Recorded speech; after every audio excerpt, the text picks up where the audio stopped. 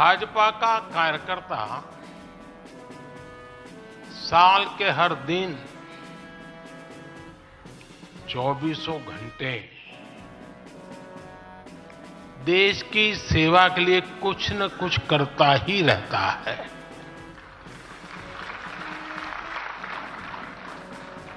लेकिन अब अगले 100 दिन नई ऊर्जा, नया उमंग, नया उत्साह, नया विश्वास, नए जोश के साथ काम करने का है। आज 18 फरवरी है और इस कालखंड में जो युवा 18 वर्ष के पड़ाव पर पहुंचे हैं, वो देश की 18वीं लोकसभा का चुनाव करने वाले हैं।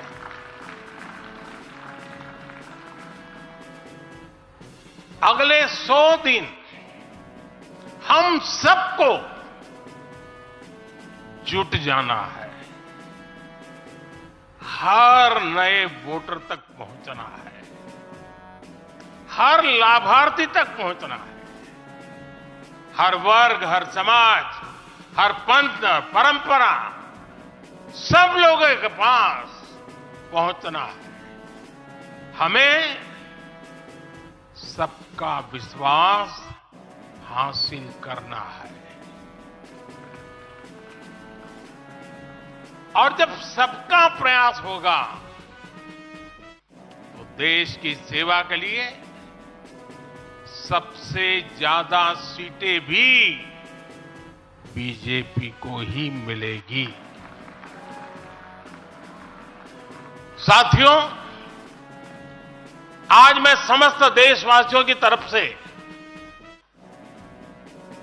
संत शिरोमणि आचार्य श्री 108 पूज्य विद्यासागर जी महाराज को श्रद्धापूर्वक, आदरपूर्वक नमन करते हुए श्रद्धांजलि देता हूं।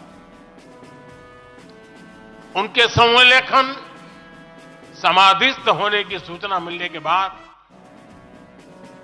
उनके अनुयायी शोक में हैं, हम सभी शोक में हैं।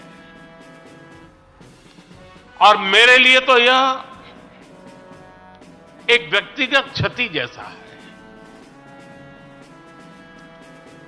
वर्षों तक मुझे व्यक्तिगत रूप से अनेक बार उनसे मिलने का, उनके दर्शन करने का, उनके मार्गदर्शन प्राप्त करने का अवसर मिला है। कुछ ही महीने पहले ऐसा ही मन कर गया था, मेरे प्रवास कार्यक्रम को बदल करके बहुत सुबह सुबह मैं उनके पास पहुंच गया था। तब पता नहीं था कि मैं दोबारा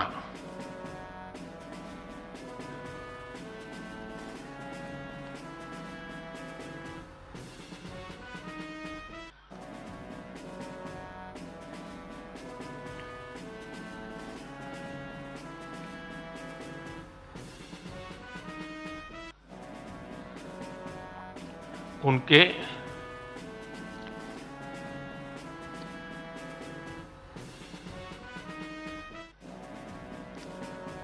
दर्शन नहीं कर पाऊंगा।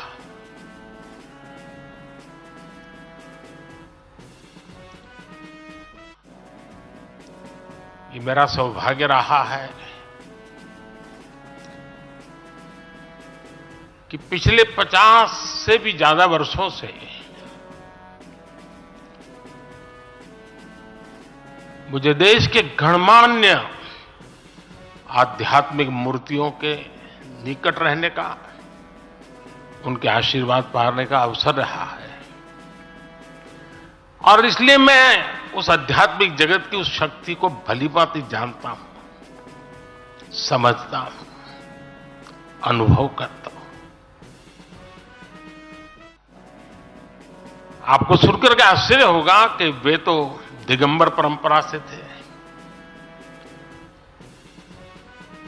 उनका जीवन कैसा होता है हम जानते हैं, लेकिन शायद ही कोई ऐसी महत्वपूर्ण घटना ऐसी नहीं होगी या मेरी तरफ से कुछ महत्वपूर्ण किसी काम में मेरा संबंध आया हो, 24 घंटे के भीतर भीतर उसका एनालिसिस करके मुझे उनका संदेश आता था। यानी कितने जागरूक थे।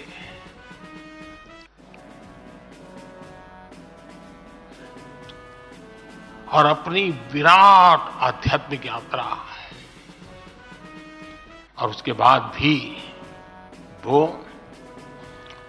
हम सबको हमेशा प्रेरणा देते रहे हैं। जीवन भर उतनी सौम्यता के साथ उनका लोगों को मिलना, उन्होंने हमारे युवाओं को परंपराओं से जोड़ा, गरीबों तक शिक्षा और स्वास्थ्य की सुविधाएं पहुंचाई। उनका पूरा जीवन उस व्यक्ति के लिए प्रेरणा जैसा है जिसने गरीबों और वंचितों के लिए काम करने का संकल्प लिया है। आज जब भारत प्रगति के पथ पर आगे बढ़ रहा है, मुझे विश्वास है कि उनके सिद्धांत और उनका आशीर्वाद ऐसे ही भारत भूमि को प्रेरणा देता रहेंगे। साथियों, पिछले 10 वर्षों में भारत ने जो गति हासिल की है, बड़े लक्ष्यों को प्राप्त करने का जो हौसला पाया है, यह अभूतपूर्व है साथियों। और इसलिए नहीं कि मैं कह रहा हूं, दुनिया गाजे बाजे के साथ बोल रही है।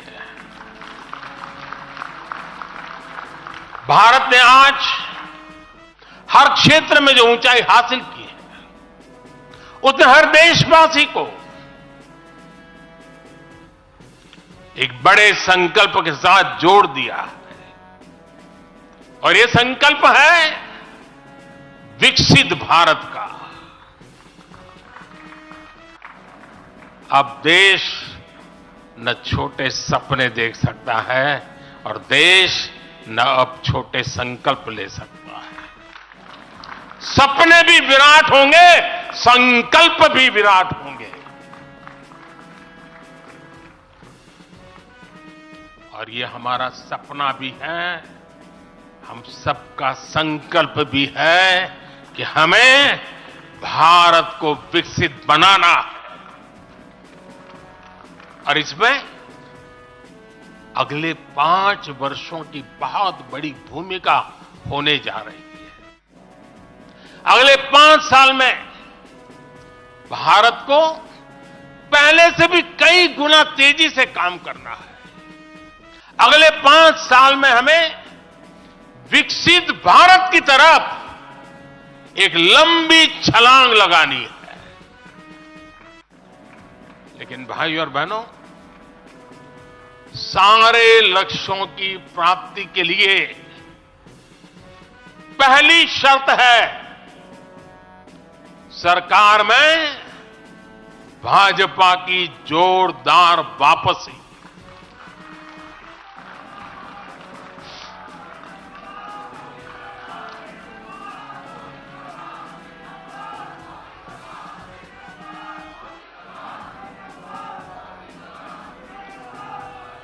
आज विपक्ष के नेता भी एनडीए सरकार 400 पार के नारे लगा रहे हैं।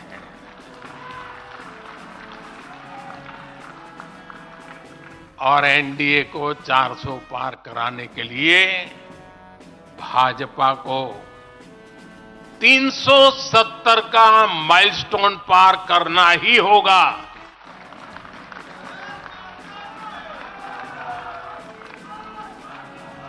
साथियों, कई बार लोग मुझसे कहते हैं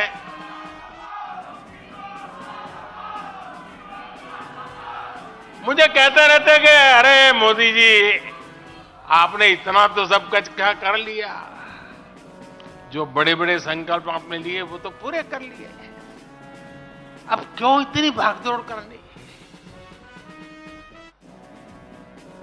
साथियों, पूरा देश मानता है 10 साल का बेदाग कार्यकाल और 25 करोड़ लोगों को गरीबी से बाहर निकालना ये सामान्य उपलब्धि नहीं है।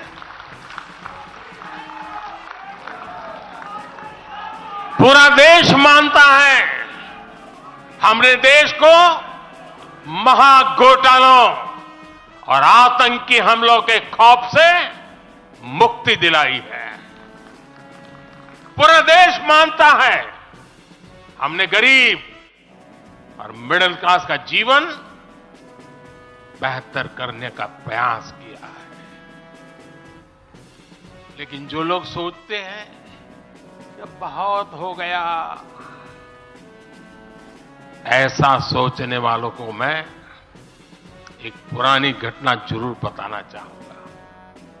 एक बार एक बहुत बड़े नेता मुझे मिले, मेरे प्रधानमंत्री पद के दूसरे कार्यकाल पे। बोले, मोदी जी, प्रधानमंत्री बनना बहुत बड़ी बात है, आप बन गए। आपने इतने दशकों का संगठन का भी काम कर लिया, मुख्यमंत्री के रूप में भी इतना लंबा समय रह चुके हैं, प्रधानमंत्री में भी दोबारा आ गए, अब इतना काम पा लिया है, अब तो थोड़ा बैठो, आराम करो, बहुत कर लिया। ये उन्होंने मुझे कहा था। उनकी वो भावना राजनीति के पुराने अनुभवों से थी। लेकिन साथियों, हम राजनीति के लिए नहीं, राष्ट्र नीति के लिए निकले हैं। हम तो छत्रपति शिवाजी महाराज को मानने वाले लोग हैं। जब छत्रपति शिवाजी महाराज का राज्याभिषेक हुआ तो उन्होंने ये नहीं किया कि अब तो छत्रपति बन गए, सत्ता मिल गई तो चलो उसका आनंद लो। उन्होंने अपना मिशन जारी रखा। ऐसे ही उनसे प्रेरणा लेकर के मैं अपने सुख वैभव के लिए जीने वाला व्यक्ति नहीं हूं। मैं बीजेपी सरकार का तीसरा टर्म सत्ता भोग के लिए नहीं मांग रहा हूं। मैं राष्ट्र का संकल्प लेकर निकला हुआ व्यक्ति हूं। अगर मैं अपने घर की ही चिंता करता तो आज करोड़ों गरीबों के घर नहीं बना पाता। मैं देश के करोड़ों बच्चों के भविष्य के लिए जीता हूं, जागता हूं, जूझता रहता हूं। देश के करोड़ों युवाओं, करोड़ों बहनों बेटियों, करोड़ों गरीबों का सपना ही मोदी का संकल्प है।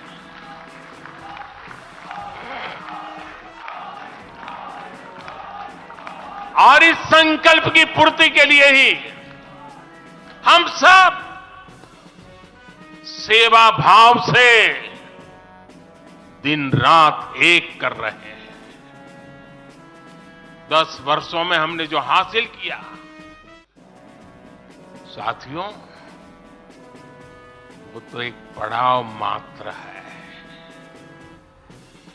मंजिल तक पहुंचने का एक नया विश्वास है। अभी हमें देश के लिए, कोटि कोटि भारतीयों के लिए,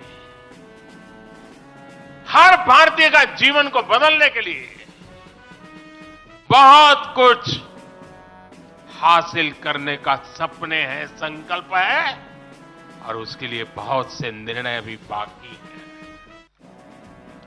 साथियों, आज भाजपा युवा शक्ति, नारी शक्ति, गरीब और किसान की शक्ति को विकसित भारत के निर्माण की शक्ति बना रहा है। पहले लोगों को लगता था कि सरकारें बदलती हैं, व्यवस्था नहीं बदलती। हमने सच्चे अर्थ में सामाजिक न्याय की भावना से हर व्यवस्था को पुरानी सोच, पुरानी अप्रोच से बाहर निकाला। जिनको किसी ने नहीं पूछा, हमने उन्हें पूछा है। इतना ही नहीं, हमने उसको पूजा है। आदिवासियों में भी सबसे पिछड़ी जनजातियों को पहले किसी ने नहीं पूछा। हमने उनके लिए पीएम जनमन योजना बनाई। लाखों विश्वकर्मा परिवारों को किसी ने नहीं पूछा। हमने उनके लिए पीएम विश्वकर्मा योजना बनाई। रेहड़ी, ठेले, फुटपाथ पर काम करने वाले लाखों साथियों के बारे में किसी ने नहीं सोचा। हमने उनके लिए पीएम स्वनिधि योजना बनाई। साथियों, पहले की सरकारों ने महिलाओं के हितों की, उनके जीवन में आ रही परेशानियों की भी कभी चिंता नहीं की। हमारे यहां बेटियों को गर्भ में ही मार डालने की कितनी विराट समस्या थी। हमने इसके लिए सामाजिक चेतना, साथ साथ कड़े कानून दोनों का सहारा लिया। पहली बार देश में बेटी बचाओ बेटी पढ़ाओ जैसा एक जन आंदोलन चला, जिसका एक बहुत ही सार्थक प्रभाव हुआ। हमने बालिकाओं के, महिलाओं के पोषण पर विशेष बल दिया। हमने पोषण अभियान चलाया ताकि गर्भवती महिलाओं को उचित मदद मिल सके। स्वस्थ महिला ही स्वस्थ संतान को जन्म दे सकती है। गर्भ के समय महिलाओं को उचित पोषण मिले, इसके लिए मातृ वंदना योजना के तहत 3.25 करोड़ से अधिक बहनों को सीधी मदद दी। हमने सुरक्षित मातृत्व अभियान के तहत लगभग 5 करोड़ गर्भवती महिलाओं को हेल्थ चेकअप किया। प्रयास यही था कि माता और शिशु दोनों के जीवन पर पहले जो खतरे रहते थे उन्हें कम किया जा सके। 2014 से पहले महिला सुरक्षा को लेकर कितनी चिंताएं होती थी। हर कोई चिंतित रहता था। हमने रेप, बलात्कार ऐसे अपराधों को, संगीन अपराधों में फांसी की सजा सुनिश्चित की। ऐसे मामलों का तेजी से निपटारा हो, इसके लिए भी विशेष व्यवस्थाएं बनाई। साथियों, मैं देश का पहला प्रधानमंत्री हूं जिसने शौचालय जैसे विषय को लाल किले से उठाया। मैं देश का पहला प्रधानमंत्री हूं जिसने महिलाओं के खिलाफ अपशब्दों पर लाल किले से नाराजगी व्यक्त की थी। नारी गरिमा, नारी सम्मान हमारे लिए सर्वोपरि है। मुझे गर्व है कि पिछले 10 वर्षों में भाजपा सरकार ने महिलाओं का जीवन आसान बनाने के लिए अनेक कदम उठाए हैं। हमने 10 करोड़ उज्ज्वला गैस कनेक्शन दिया। हमने 4 करोड़ घर बनवाए, जिनमें 3 करोड़ से ज्यादा घर महिलाओं के नाम रजिस्टर हुए। हमने महिलाओं के नाम 3 करोड़ से ज्यादा घर रजिस्टर करवाकर उनको घर की मालकिन बनाया। हमने 10 करोड़ परिवारों की बहनों को पहली बार नल से जल दिया। हमने 12 करोड़ परिवारों की बहनों को टॉयलेट दिया। और टॉयलेट वो 4 दीवारी नहीं है, इज्जत घर है। हमने 1 रुपये में सुविधा सैनिटरी पैड्स की योजना शुरू की।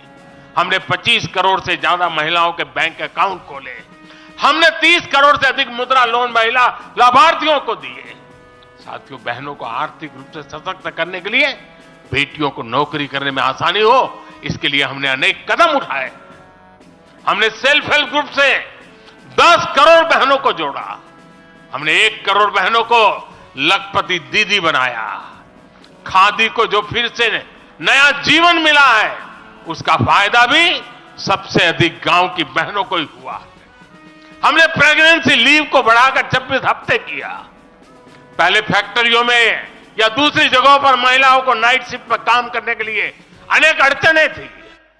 हमने श्रम कानूनों में सुधार करके उनको भी दूर किया। हमने पैरामिलिट्री फोर्सेस में महिलाओं की भर्ती 2 गुने से अधिक की। हमने सेनाओं के अग्रणी मोर्चों में महिलाओं की तैनाती को सुनिश्चित किया। हमने सैनिक स्कूलों और मिलिट्री एकेडमी के दरवाजे बेटियों के लिए खोल दिए। साथियों, इस बार 26 जनवरी को कर्तव्य पथ भारत की नारी शक्ति से पूरे देश को प्रेरणा दे रहा था। साथियों, आने वाले समय में हमारी माताओं, बहनों, बेटियों के लिए अवसर ही अवसर आने वाले हैं। मिशन शक्ति से देश में नारी शक्ति की सुरक्षा और सशक्तिकरण का संपूर्ण इकोसिस्टम बनेगा। अब 15,000 महिला सेल्फ हेल्प ग्रुप को ड्रोन मिलेंगे। ड्रोन दीदी खेती में वैज्ञानिकता और आधुनिकता लाएगी। अब देश में 30 करोड़ महिलाएं लखपति दीदी बनाई जाएगी। पीएम विश्वकर्मा योजना से परंपरागत कला और शिल्प से जुड़ी बहनें सशक्त होगी। नई नेशनल एजुकेशन पॉलिसी से बेटियों को शिक्षा और स्किल के मामले में सबसे अधिक फायदा होगा। गांव के पास ही बेहतर स्पोर्ट्स इंफ्रास्ट्रक्चर बने, बेटियां हमारी स्पोर्ट्स में कमाल करेगी।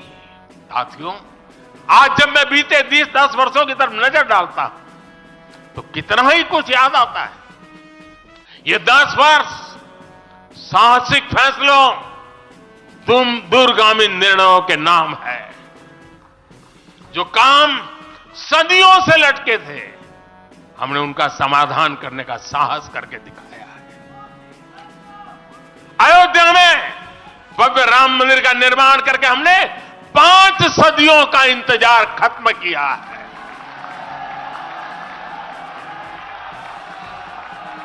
गुजरात के पावागढ़ में 500 साल बाद धर्म ध्वजा फहराई गई है।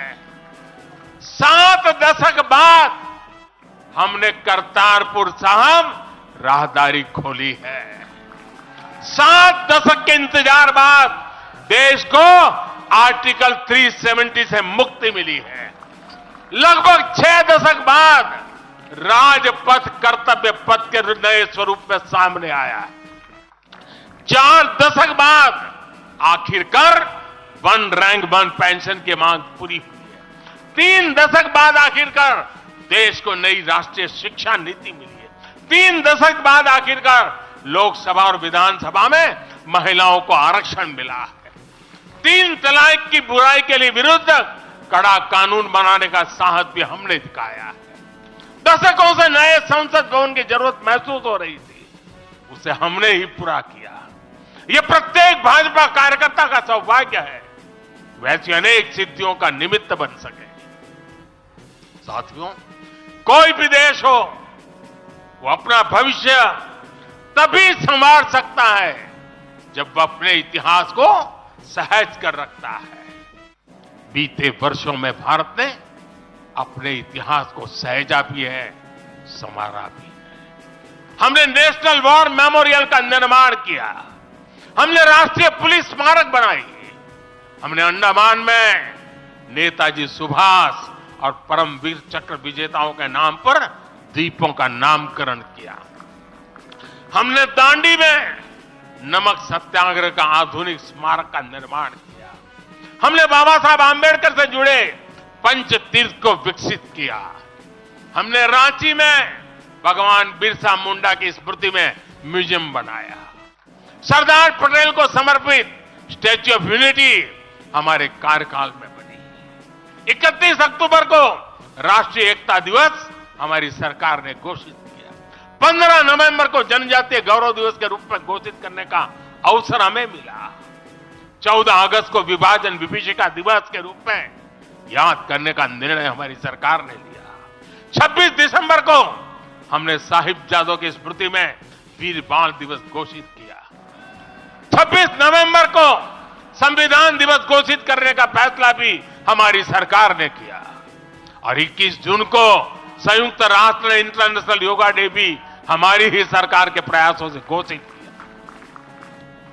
साथियों, विपक्ष के हमारे दल भले ही योजनाओं को पूरा करना न जानते हो, लेकिन झूठे वादे करने में इनका कोई जवाब नहीं रहा है। बावजूद इसके आज एक वायदा करने से ये सारे राजनीतिक दल घबराते हैं। एक भी राजनीतिक दल के मुंह से नहीं सुना होगा आपने, जो वायदा हम कर रहे हैं ना, इसका जिक्र तक करने का उनमें सामर्थ्य नहीं है।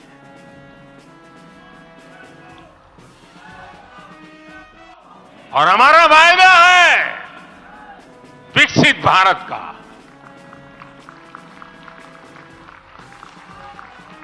इन लोगों ने स्वीकार कर लिया है, ये लोग भारत को विकसित नहीं बना सकते। सिर्फ और सिर्फ बीजेपी ही ऐसी पार्टी है, एनडीए ही ऐसा एक गठ है जिसने इसका सपना देखा है। हम मिशन मोड पर भारत को 2047 तक देश जब आजादी के 100 साल मनाएगा, भारत को विकसित देश बनाने के लिए काम कर रहे हैं। हमने तीसरे टर्म में भारत को दुनिया की तीसरी बड़ी आर्थिक ताकत बनाने का संकल्प लिया है और ये मोदी की गारंटी है।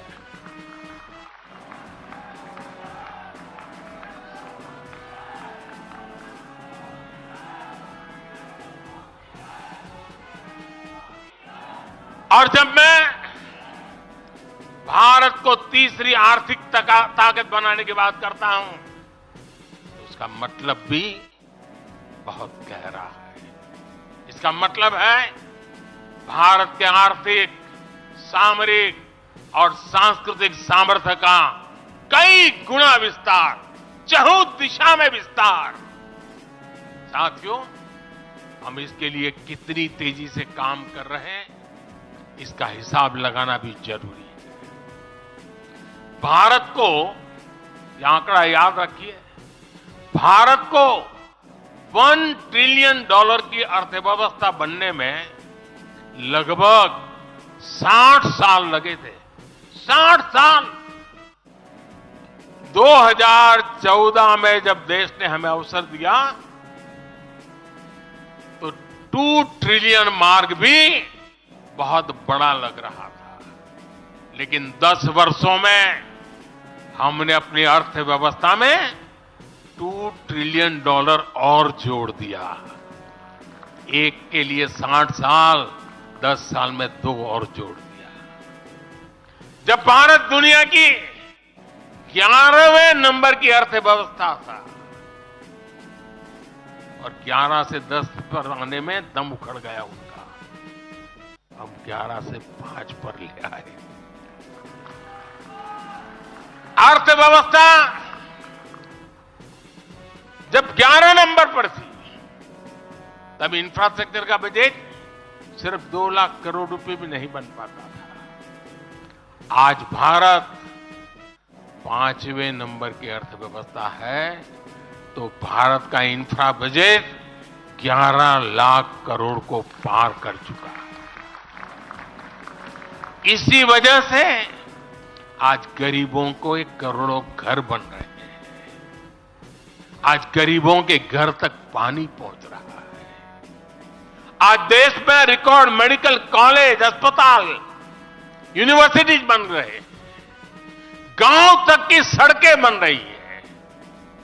जब भारत दुनिया की टॉप 3 अर्थव्यवस्थाओं में आएगा तो आप कल्पना कर सकते हैं कि विकास कार्यों के लिए हमारे पास कितनी ज्यादा पूंजी होगी। इसलिए भारत के टॉप 3 इकोनॉमी में आने का मतलब है भारत के हर परिवार का जीवन स्तर सुधरेगा, भारत के हर परिवार की आय बहुत अधिक बढ़ जाएगी, भारत का पब्लिक ट्रांसपोर्ट और आधुनिक बनेगा, भारत में रोजगार के लिए नए सेक्टर खुलेंगे, रोजगार के और ज्यादा मौके मिलेंगे, भारत के युवाओं को भारत में ही फंडिंग के ज्यादा से ज्यादा अवसर आएंगे, भारत की महिलाओं को हर मोर्चे पर आगे बढ़कर नेतृत्व करने का मौका मिलेगा, हमारे किसान लेटेस्ट टेक्नोलॉजी से जुड़कर काम करेंगे, कृषि उत्पाद में वैल्यू एडिशन करेंगे, लोगों की जीवन बेहतर बनाने के लिए देश में पर्याप्त संसाधन और आवश्यक व्यवस्थाएं मौजूद होगी। साथियों, विकसित भारत वो नहीं होगा जिसका भविष्य भाग्य के भरोसे हो।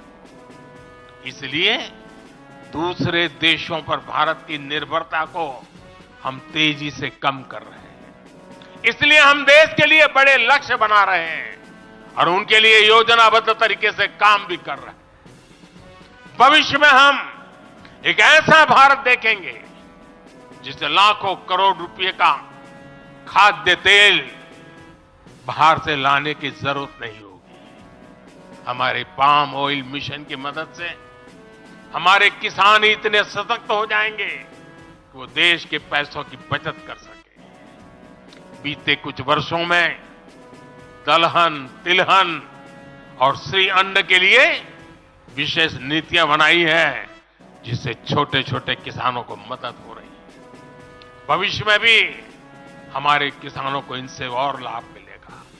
किसानों के भविष्य को सुरक्षित करने के लिए हमने देश के कोने कोने में अमृत सरोवर अभियान भी शुरू किया। आजादी का अमृत महोत्सव हम बहुत कुछ कर सकते थे। हम दिल्ली के अंदर कोई एक बड़ा ताबूत खड़ा कर देके नाम लिखवा सकते थे कि आजादी के अमृत काल में मोदी जी ये बना के गए। हमने आजादी के अमृत वर्ष को जन आंदोलन बनाया और काम क्या किया? तालाब बनाए। हर गांव में जब तालाब बनते हैं ना, वो किसान को सुरक्षित करते हैं, शुद्ध पानी की गारंटी देते हैं, जमीन उर्वरक बना देते हैं। लंबे भविष्य को सोच करके ऐसे काम हम करते हैं। और इस अभियान के तहत देश में अब तक 60,000 से ज्यादा नए सरोवर बनाए जा चुके हैं। 60,000 तालाब, शायद ही किसी सरकार के नसीब में इतना बड़ा काम करने का सौभाग्य आया होगा। ये सरोवर जल सुरक्षा सुनिश्चित करने में किसानों की मदद करेंगे। आज ग्रीन हाइड्रोजन से जुड़े अभियान और सोलर रूफटॉप मिशन के कारण देश रिन्यूएबल एनर्जी के क्षेत्र में भी तेजी से आगे बढ़ रहा है। बहुत जल्द भारत दुनिया का सेमीकंडक्टर हब बनेगा और इससे पूरी दुनिया में नई कंप्यूटिंग रिवॉल्यूशन को भी भारत गति देने का निमित्त बनने वाला है।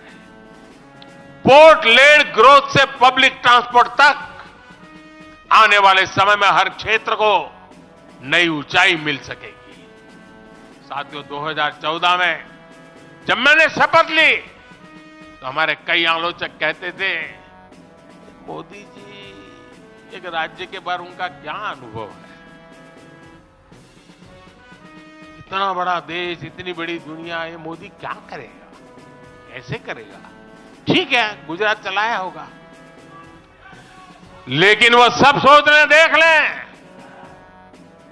विदेश नीति को लेकर बड़ी बड़ी बातें कही जाती थी। अभी मैं कुछ दिन पहले ही यूएई और कतर से जाकर के आया हूं।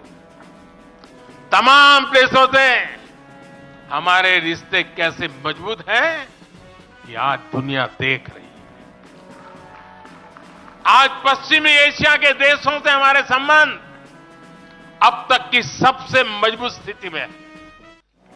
2015 में जब मैं यूएई गया था पहली बार, आप हैरान हो जाएंगे, मेरे पहले 34 साल तक देश का प्रधानमंत्री वहां नहीं गया था। सोचिए किस तरह हमने उस पूरे क्षेत्र को छोड़ रखा था। कांग्रेस की सरकारें पूरे वेस्ट एशिया को सिर्फ पाकिस्तान के संदर्भ में देखा करती थी। उन्हें भारतीयों की शक्ति और उनके विश्वास पर भरोसा ही नहीं था। लेकिन आज भारत इस क्षेत्र से संबंधों का नया अध्याय लिख रहा है। पहले लोग सोचते थे कि बस तेल का इंपोर्ट कर लेते हैं और यहां से कुछ लेबर बेच देते हैं ताकि उनको रोजी रोटी मिल जाए। अब ऐसा नहीं है।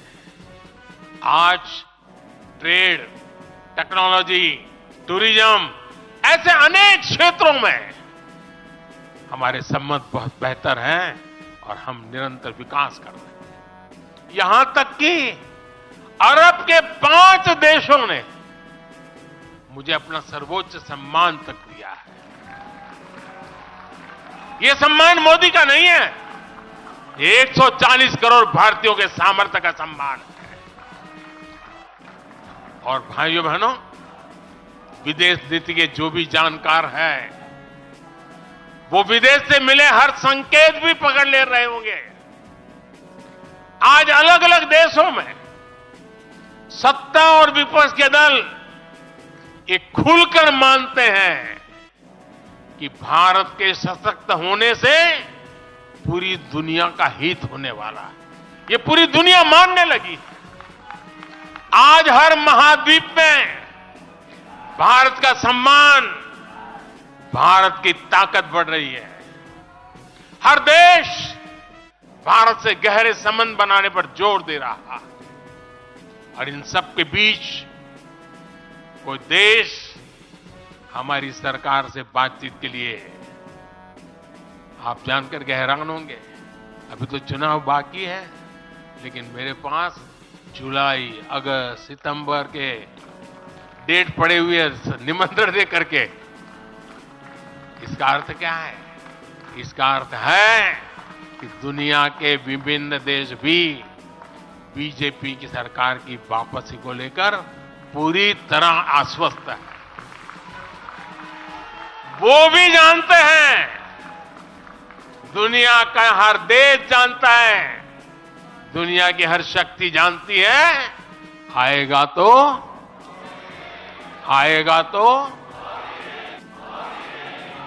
साथियों, कांग्रेस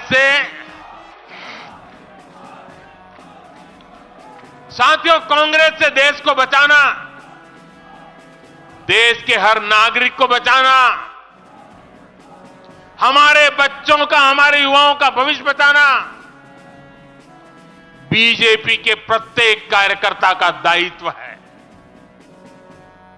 कांग्रेस का ट्रैक रिकॉर्ड हम सभी के सामने है। कांग्रेस अस्थिरता की जननी है। कांग्रेस परिवारवाद की जननी है। कांग्रेस भ्रष्टाचार की जननी है। और कांग्रेस तुष्टीकरण की भी जननी है।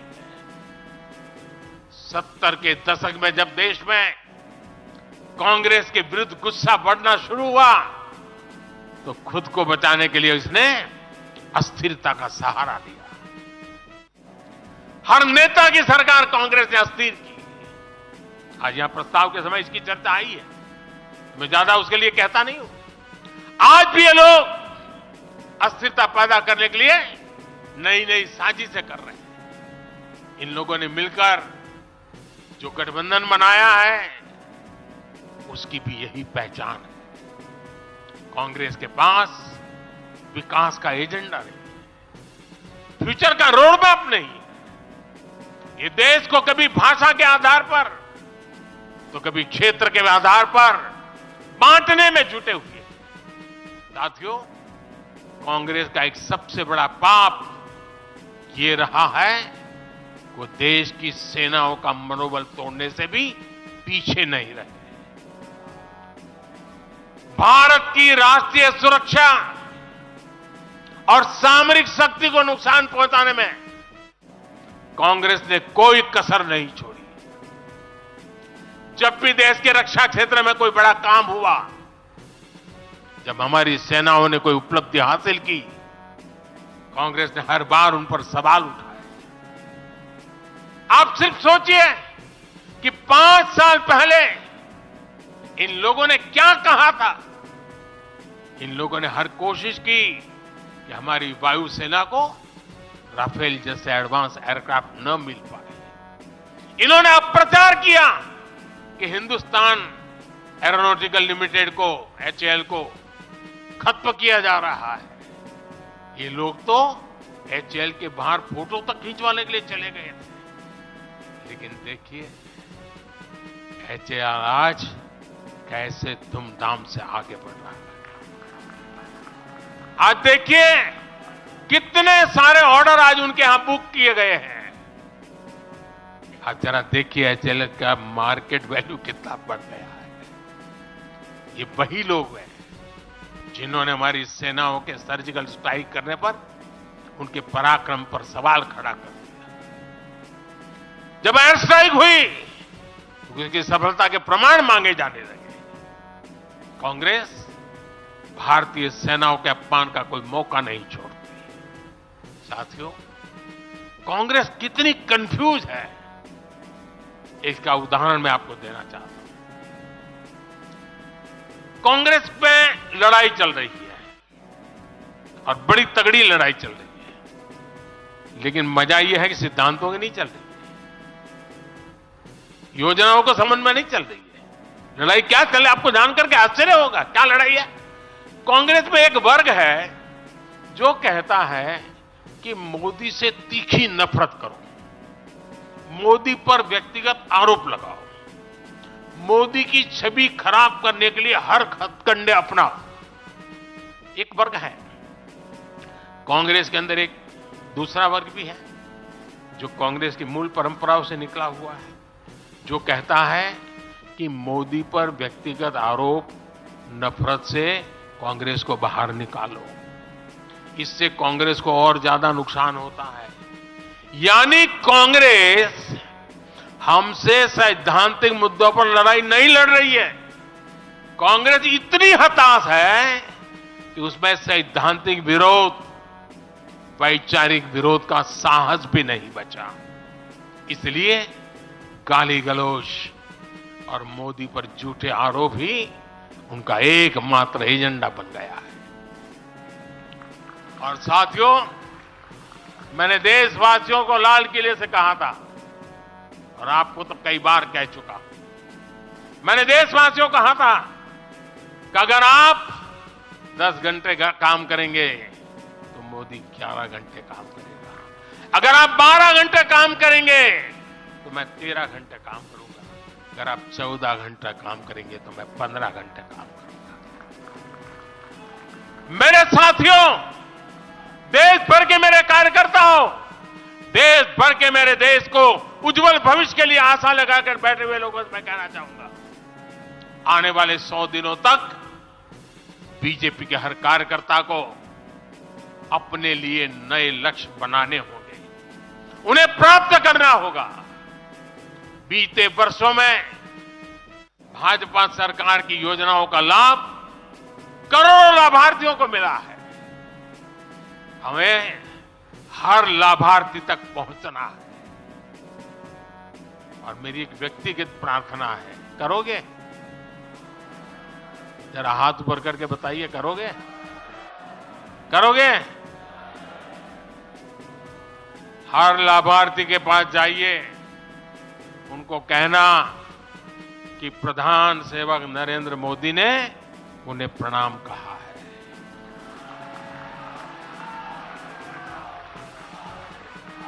और इसमें आपको नमो ऐप से भी बहुत मदद मिलेगी। आप नमो ऐप के जरिए मेरा प्रणाम और मेरी चिट्ठी उन लाभार्थियों तक जरूर पहुंचाएंगे। किसी भी बूथ में एक भी फर्स्ट टाइम वोटर ऐसा ना हो जिस तक बीजेपी का कार्यकर्ता पहुंचा ना हो। आपको उन्हें पिछले 10 वर्षों के काम और आने वाले 5 वर्षों के प्लान, इसके विषय में जरूर बताना है। मैं आपको उन्हें नमो ऐप पर विकसित भारत का ब्रांड एम्बेसडर बनाने के लिए हमें उसको जोड़ना है। वो हमारा एम्बेसडर है। मतदान के दिन इन सभी मतदाताओं को बूथ पर लाकर हमें कमल निशान पर मतदान करवाना है और जहां एनडीए के साथी हो उनके निशान पर मतदान करवाना है। साथियों, हमें याद रखना है, हमें सिर्फ सरकार बनाने के लिए लोगों को नहीं जोड़ना, बल्कि देश बनाने के लिए भी तो लोगों को जोड़ना है। जो किसी भी कारण से अभी भी भाजपा से दूर है, उन तक हमें पहुंचना है। सबका साथ, सबका विकास ही हमारा मंत्र है।